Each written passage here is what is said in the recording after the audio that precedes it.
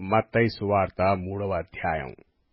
ఆ దినములయందు బాప్తిస్మమిచ్చు యోహాను వచ్చి, పరలోక రాజ్యము సమీపించియున్నది, మారుమనస్సు పొందుడని యూదయ అరణ్యంలో ప్రకటించుచుండెను. ప్రభువు మార్గము సిద్ధపరచుడి, ఆయన త్రోవలు సరళము చేయుడని అరణ్యములో కేకవేయు నొకని శబ్దము అని ప్రవక్తయైన యెషయా ద్వారా చెప్పబడిన వాడితడే. ఈ యోహాను ఒంటె రోమములు వస్త్రమును, మొలచుట్టు తోలు దట్టియు ధరించుకొనువాడు. మిడతలను, అడవి తేనెయు అతనికి ఆహారము. ఆ సమయమున యెరూషలేము వారును, యూదయ వారందరును, యొర్దాను నదీ ప్రాంతముల వారందరును అతని యొద్దకు వచ్చి, తమ పాపములు ఒప్పుకొనుచు యొర్దాను నదిలో అతని చేత బాప్తిస్మము పొందుచుండిరి. అతడు పరిసయ్యులలోనూ సద్దూకయ్యులలోనూ అనేకులు బాప్తిస్మము పొందువచ్చుట చూచి, సర్పసంతానమా, రాబోవు ఉగ్రతను తప్పించుకొనుటకు మీకు బుద్ధి చెప్పిన వాడెవడు?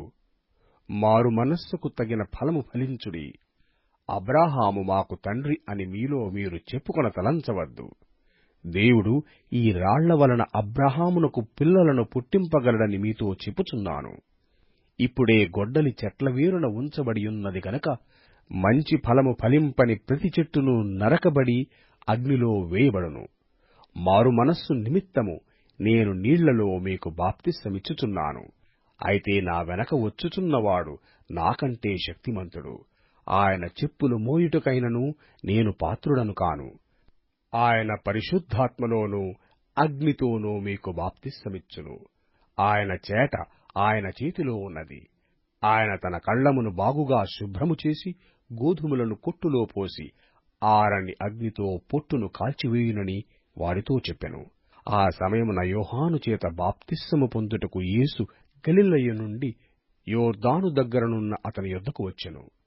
అందుకు యోహాను, నేను నీ చేత బాప్తిస్మము పొందవలసిన వాడనయ్యుండగా నీవు నా యొద్దకు వచ్చుచున్నావా అని ఆయనను నివారింపజూచెను గాని, యేసు, ఇప్పటికి కానిమ్ము, నీతి యావత్తు ఇలాగు నెరవేర్చుట మనకు తగియున్నదని అతనికి ఉత్తరమిచ్చెను గనక అతడలాగు కానిచ్చెను. యేసు బాప్తిస్మము పొందిన వెంటనే నీళ్లలో నుండి ఒడ్డునకు వచ్చెను. ఎదిగో, ఆకాశము తెరవబడెను. దేవుని ఆత్మ పావురము వలె దిగి తన మీదటికి వచ్చుట చూచెను.